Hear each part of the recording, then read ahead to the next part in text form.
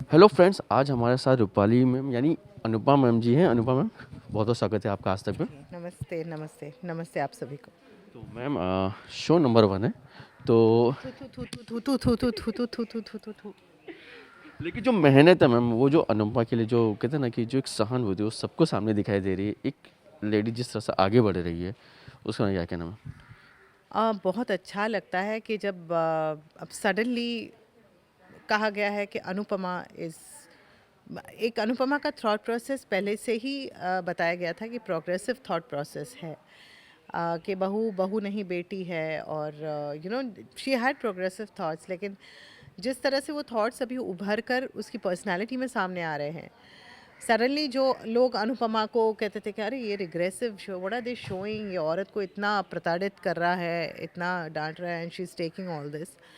But वो that same Anupama now is being held as being progressive.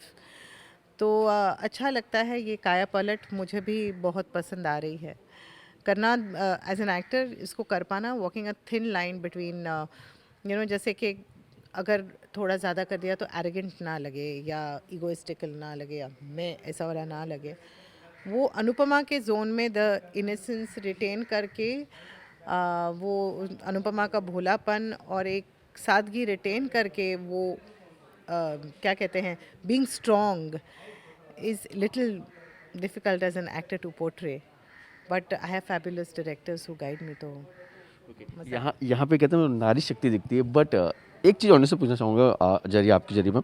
जब ये show के लिए आपके पास आया तो सबसे पहले दिमाग में क्या चल रहा था? क्योंकि जैसे कि आपने मुझे पहले ही बताया कि घर में बच्चा है, शो भी है और ये जो दिल्ली शो पे उधर के सबको पता शूट काफ़ी टाइम से चलता है। किस तरह से टाइम मैनेजमेंट और कैसे आपने ख्याल है कि करना है कि नहीं करना है? ये था कि डेली सोप के मैदान में उतरूंगी तो सडनली फैमिली लाइफ में हार्डली अपना योगदान दे पाऊंगी। तो इसलिए जब मुझे ये रोल सुनाया गया तो एक एक्टर के नाते मेरे मन में वो क्या कहते हैं, there was this major excitement, लालच टू पोर्ट्रे अनुपमा। मुझे नहीं पता था तब नाम इस शो का अनुपमा है। अब मुझे पता था कि प्रोटैगनिस्ट है, उसके बच्चे हैं, तो सोचा बाद में शायद कुछ एपिसोड्स के बाद again the younger generation will take over and will be relegated. But जब राजा ने मुझे पहला प्रोमो भेजा, मैं गोवा में थी, and he said congratulations Anupama, तब मुझे पता चला कि the show is called Anupama. And then I was like, they say with great power comes great responsibility.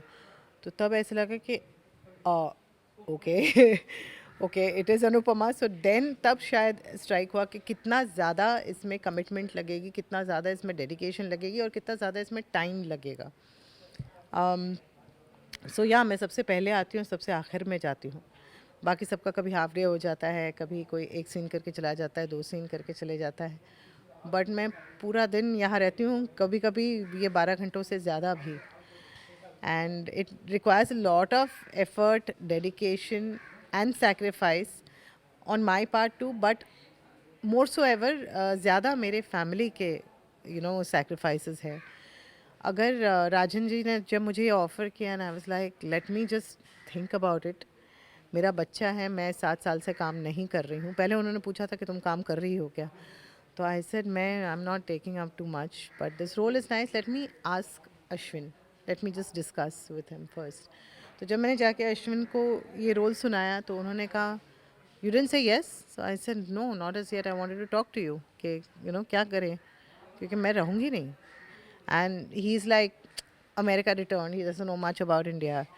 And वो जैसे हमारा जो प्रोडक्शन कंपनी है, we make ad films and all, तो उन्होंने अकेले कभी चीज़ें हैंडल नहीं किया, और घर तो बिल्कुल भी नहीं, बिकॉज मैं घर में ही रहती थी।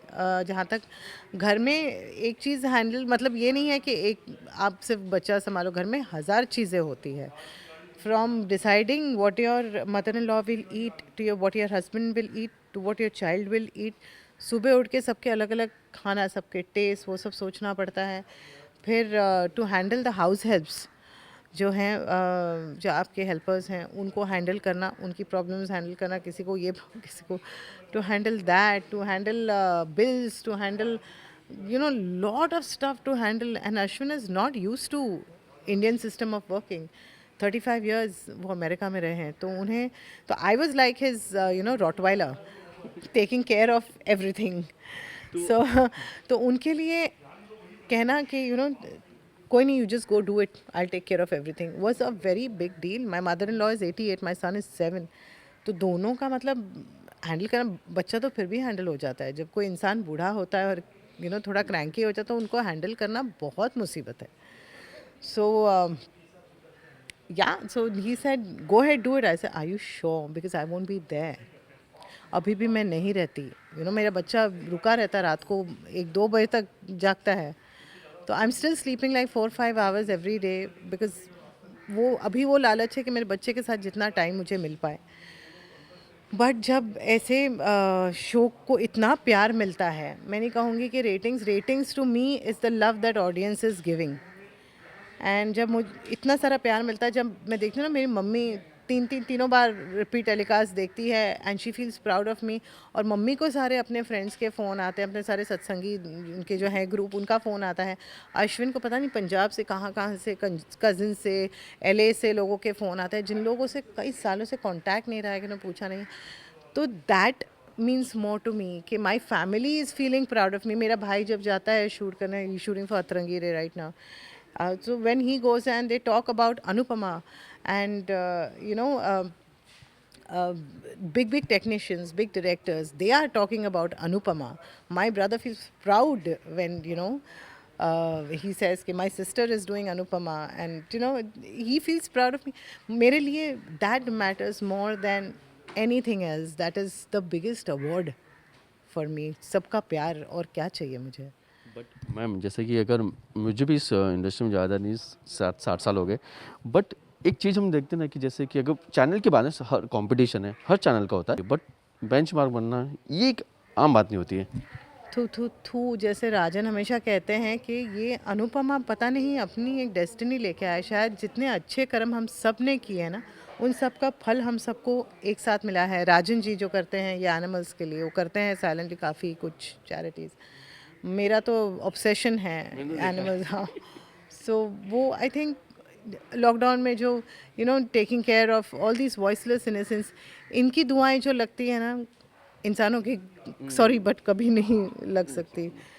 सो आई थिंक ये दुआएं हैं जो अनुपमा की, ये जो एक कहते हैं कि Anupama has change the face of television, Anupama is a path breaking show, Anupama ने स्टेटिस्टिक्स चेंज कर दी है, इतना सिंपल शो। मेरा तो मेकअप भी नहीं रहता है ज़्यादा, मैं लिपस्टिक भी नहीं लगाती, कुछ नहीं। सो वो मेकअप का भी खर्चा बच जाता है इसमें। और ये simple cotton saris and all. So जब अनुपमा के बारे में ये सब कहते हैं तो I think it's all part and parcel of all the good karmas coming back. So I will not say that competition as such, but I am competing with myself every time कि मैं अपने director को कैसे surprise कर सकूँ as an actor. That is competition to us. कि how will I similar situation में similar scene, मुझे ये सीन में रोना है, इस सीन में भी ब्रेक डाउन है, इस सीन में भी ब्रेक डाउन है, इस सीन में भी ब्रेक डाउन किया था, इस सीन में ब्रेक डाउन करूँगी, तो ये चारों ब्रेक डाउन्स अलग अलग कैसे लगे ऑडियंस के लिए। So my constant competition is to myself. और अनुपमा की सक्सेस इतनी एक्चुअली समझ में तभी आती जब आपकी फैमिली कहती है कि अरे हमको पता है इसका फ़ोन आया था, पता है उसका फ़ोन आया था। वरना हम तो फिल्म सिटी से घर, और घर जाके वही रात का जो दिनचर्या होता है, कभी taking care of little bit things here and there. तो ऐसा कुछ मतलब कंपटीशन लगता ही नहीं है। Thank you so much. बस लास्टली जो फैंस हैं उनको क्या कहना चाहेंगे आप? मैं उनसे यही कहना चाहूँ, थैंक यू बहुत सारा, कि आप लोगों ने अनुपमा को इतना सारा प्यार दिया है और दे रहे हैं। आशा करती हूँ, उम्मीद करती हूँ कि हम आगे भी आपका इसी तरह से एंटरटेनमेंट करते रहें और आप इससे ज़्यादा प्यार हमें दें, और हमेशा हमेशा आपका परिवार और हमारा परिवार एक साथ ऐसे जुड़ा रहे, बंधा रहे एक बंधन में जिसका नाम है अनुपमा। और अपने घर की अनुपमा को आई एम श्योर आप लोग एक अलग नज़रिए से देख रहे हैं और अप्रिशिएट कर रहे हैं और प्यार दे रहे हैं। बस ऐसे ही उनको प्यार देते रहिएगा।